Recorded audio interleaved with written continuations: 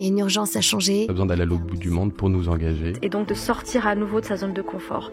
Il me semblait qu'il y avait quelque chose d'injuste. C'est un métier qui demande du temps. De l'empathie, c'est dur. C'est dur, mais c'est tellement gratifiant de faire des... À la fois c'est génial et à la fois ça nous terrifie. S'engager, c'est prendre ses responsabilités. Et puis il y avait l'idée aussi de montrer un exemple. Et lâche rien, fonce et avance quoi.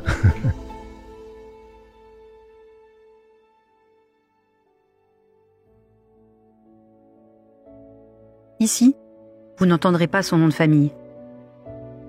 Tout juste saurez-vous qu'il se prénomme Xavier, qu'il est né en 1984 à Bruxelles et qu'il est de nationalité belge. Sur Instagram et dans ses BD, il se présente comme l'homme étoilé, un surnom dont vous comprendrez l'origine tout à l'heure. Diplômé d'une école d'infirmiers en 2009, Xavier plonge très vite dans l'univers des soins palliatifs, qui sont pour lui une véritable révélation. Il découvre une autre manière de prendre soin que par l'administration d'un médicament, par la présence, par l'écoute, par les mots, par la musique. En 2016, il ouvre un compte Instagram où il partage en BD des bribes de son quotidien.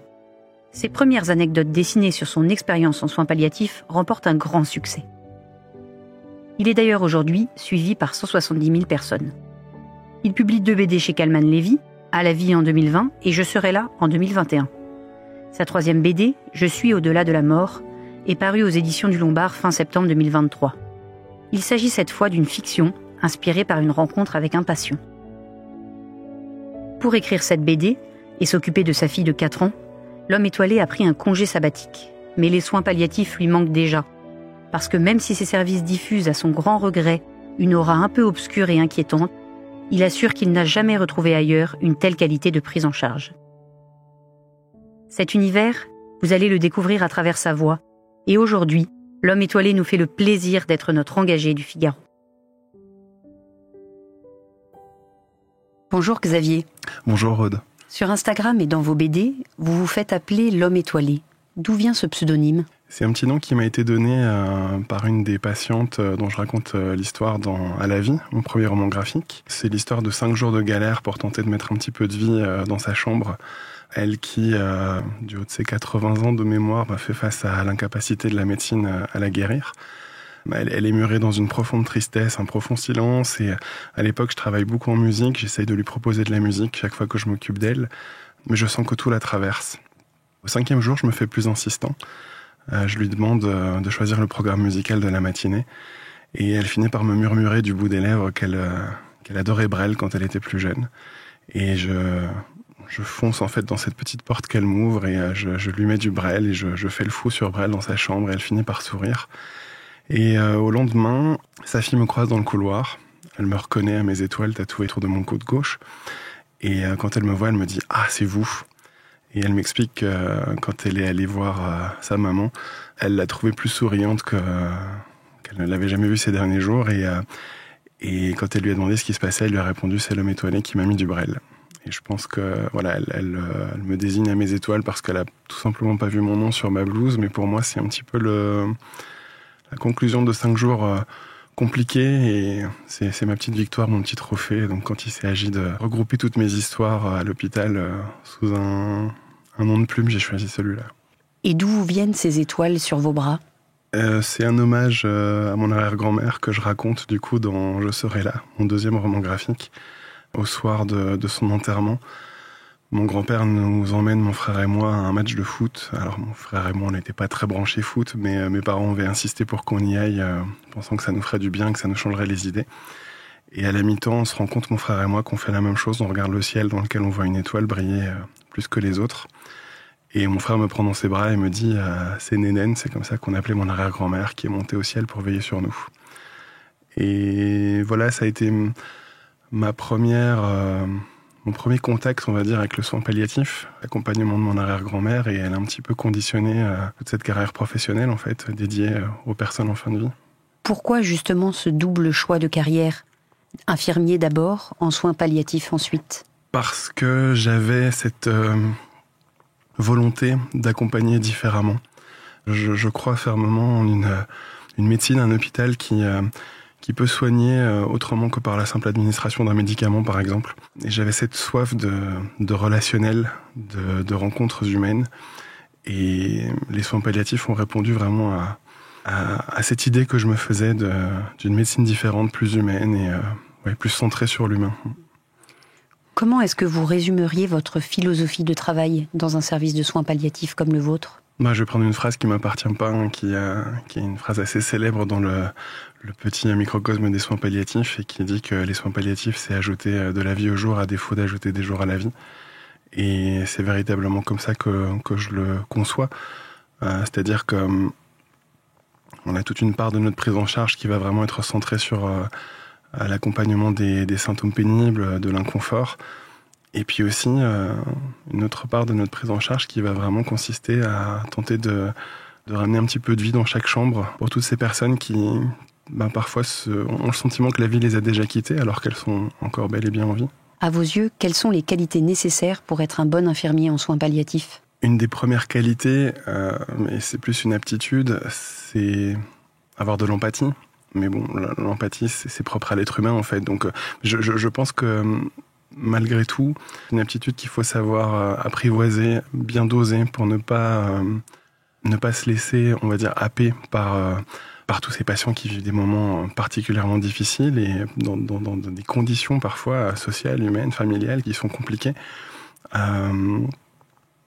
J'ai du mal à répondre à cette question. Je pense que j'ai toujours envisagé les soins palliatifs comme quelque chose d'un peu plus rock'n'roll que le reste de l'hôpital en fait. Et j'ai vraiment cette volonté dans mon travail de me laisser guider par le patient. Et je pense que voilà, ça demande une certaine ouverture d'esprit. Ça demande aussi d'être capable de sortir un petit peu des sentiers battus, de sortir un petit peu de ce milieu très aseptisé que peut être l'hôpital. Et je sais que voilà, moi, pour répondre à certaines envies de mes patients, je me refuse rien en fait. Et c'est en ça que j'aime le côté un peu rock'n'roll des soins palliatifs. Ouais. Ces patients, justement, vous en avez croisé des centaines au cours de votre carrière. Est-ce que vous pouvez nous raconter une rencontre qui vous a vraiment spécialement marqué et nous expliquer pourquoi ?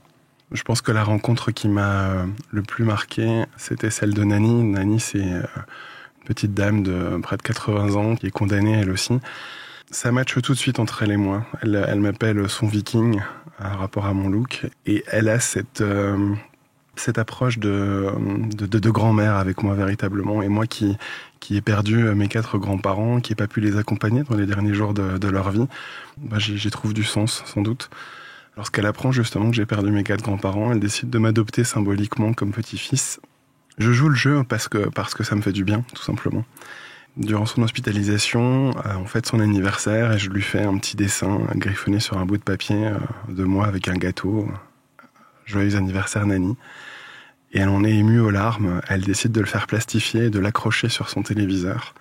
C'était même un petit peu gênant parce que sur sa table de chevet, un petit peu derrière elle, il y avait les photos de sa famille et juste devant elle, ce dessin.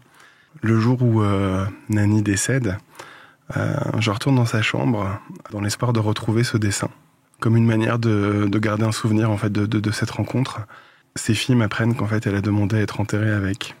Et c'est un des souvenirs les plus incroyables et improbables que j'ai vécu en tant que soignant.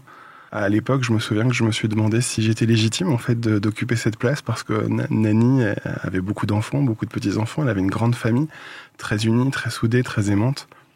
Et je me souviens qu'à l'époque, c'est la psychologue de mon service qui m'a dit que tout simplement qu'en fait, c'était pas à moi d'apprécier la place que les patients entendaient me faire occuper dans leur vie, en fait. Et donc, je l'ai vraiment vécu comme un immense cadeau. Ouais.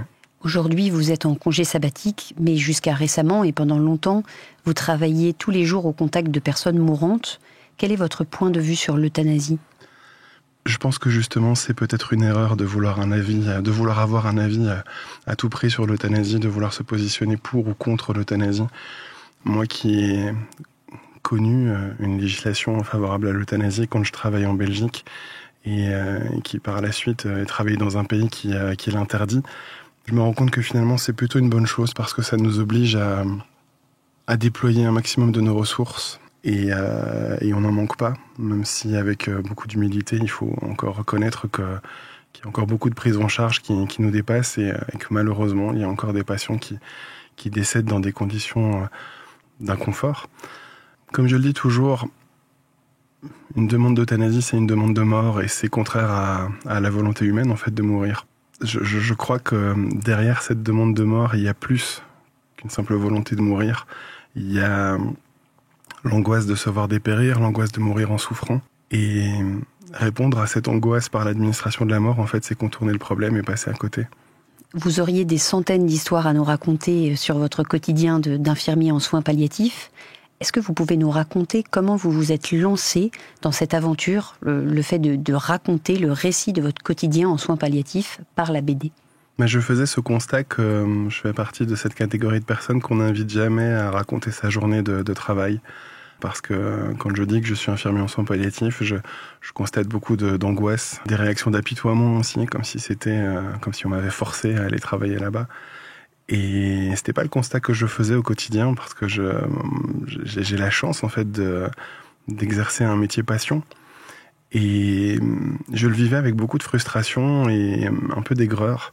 Quand j'ai ouvert un compte Instagram en 2016 de mémoire, pour y raconter mon quotidien et me donner une chance de percer un petit peu avec le dessin, j'ai ressenti ce besoin de rediriger mon lectorat vers ces anecdotes d'accompagnement. J'avais peur que ce soit anxiogène et mal accueilli. Puis j'ai arrêté de me poser la question, en fait, tout simplement. Je me suis lancé parce que je mettais rien en jeu, j'avais rien à perdre. Et ça a rencontré le succès qu'on connaît aujourd'hui, quoi. Comment ce succès a été vécu par vos collègues ? Est-ce que ça a été difficile pour eux d'apparaître dans vos BD, même évidemment sans nom, sans visage ? Non, au contraire, parce que cette philosophie de soins nous est chère.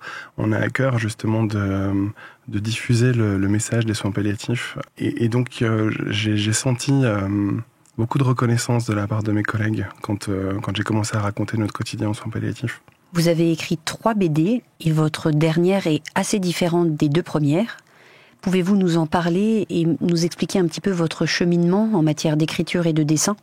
J'avais cette envie de raconter une histoire qui ne m'appartienne pas, de raconter une fiction. C'était mon rêve d'enfant, en fait, tout simplement. Mais malgré tout, je suis au-delà de la mort, donc ma prochaine BD se nourrit énormément, en fait, de ma carrière à l'hôpital. Elle m'a été inspirée par un patient, le premier patient qui a conditionné, on va dire, cette aspiration pour les soins palliatifs. Un patient auquel un samedi matin, on a annoncé qu'on ne pouvait plus rien faire, qu'on ne pourrait plus le guérir. Et j'ai vécu cette annonce avec beaucoup de violence et j'ai ressenti le besoin de rester à ses côtés pour comprendre comment lui cheminait à travers ces moments. Et on a beaucoup discuté, lui et moi, on a partagé nos rêves, on avait ce rêve commun, lui et moi, de Norvège, et lui faisait le triste constat qu'il ne s'y rendrait jamais. Et tout est parti de là, en fait, tout simplement. J'ai voulu raconter une histoire sur les rêves, une histoire sur le deuil, une histoire sur la résilience, une histoire d'amitié, de profonde amitié. Et comme je le disais, une histoire qui ne m'appartient pas, mais finalement, je pense qu'entre les lignes, c'est peut-être le récit le plus autobiographique que j'ai produit. Actuellement, vous êtes en congé sabbatique. Quels sont vos projets pour la suite ? Je me laisse le temps de voir l'accueil qui sera réservé à cette prochaine BD. L'hôpital me manque, vraiment. Parce que j'y trouve du sens, j'y trouve certaines formes de valeur aussi. Mais j'ai envie de saisir cette opportunité de faire vivre mon travail d'auteur. Donc on verra, tout est à discuter. Merci pour cette plongée dans votre univers. C'est l'heure de la question rituelle de la fin de l'émission. Qui serait votre engagé ? Un Instagrammeur qui s'appelle Papa Positive, qui publie beaucoup de contenu sur justement l'éducation positive, et moi qui suis papa d'une petite fille de 4 ans, j'y trouve beaucoup de sens.